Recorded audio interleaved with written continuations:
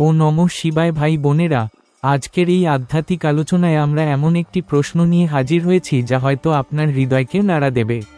আমরা কেন প্রতিদিন কাঁদি? কেন বারবার ধোঁকা খাই? জীবনে এত কষ্ট কেন আসে? শিবের বাণীতে এর উত্তর লুকিয়ে আছে। ভগবান শিব আমাদের শিখিয়েছেন, দুঃখ ও কান্নার মধ্যেই লুকিয়ে আছে সত্যিকারের মুক্তি। আজ আমরা শিবের সেই জ্ঞান বার্তা শুনব, যা আপনার জীবন বদলে দিতে পারে। শিবের বাণীতে বলা হয়েছে, যেখানে আশা আছে সেখানে দুঃখ আছে, যেখানে আসক্তি আছে সেখানে কান্না আছে। আমরা কেন প্রতিদিন কাঁদি জানেন? কারণ আমরা জীবনে মানুষকে ভরসা করি, প্রত্যাশা করি, আর যখন সেই মানুষই ধোঁকা দেয় তখন হৃদয় ভেঙে যায়। কিন্তু শিব আমাদের শিক্ষা দেন, তুমি যদি সত্যিই শান্তি চাও তবে প্রত্যাশা ছেড়ে দাও। মানুষকে নয়, আমায় ভরসা করো। প্রচলিত কাহিনী আছে, একদিন পার্বতী মায়ের স্নেহময়ী রূপ দেখে ভগবান শিবের চোখে জল এসে গেল।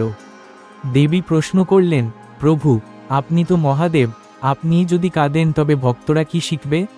শিব হাসলেন এবং বললেন, মা, কান্না দুর্বলতার চিহ্ন নয়, কান্না মানে হৃদয়ের পরিশুদ্ধি।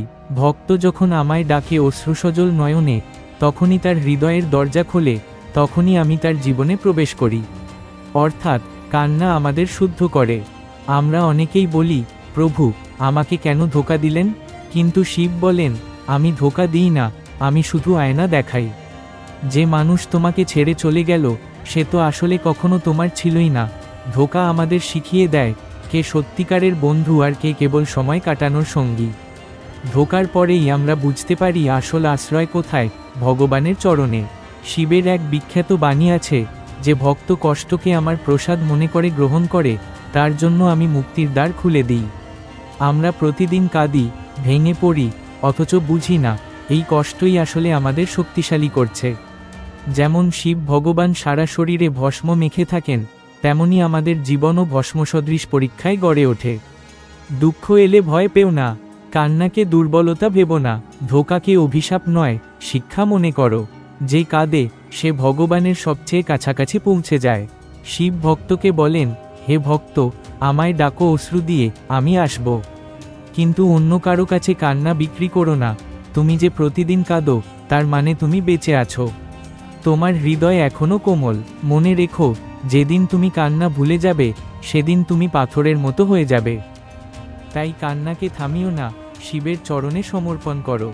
দেখবে একদিন শিবই তোমার অশ্রু সেয়ে কার দিয়ে বলবেন, ভক্ত, এখন আর কেঁদো না। তোমার কান্না আমি শুনেছি, তোমার পথ আমি সাজিয়ে দিয়েছি। ভাই বোনেরা, আজকের শিবের জ্ঞান বার্তা আমাদের শিখিয়েছে, কান্না কোনো অভিশাপ নয়, কান্নাই মুক্তির সোপান। তাই ধোঁকা, কষ্ট বা প্রতারণা নিয়ে আর ভেঙে পড়ো না। সব অশ্রু শিবের কাছে সমর্পণ করো।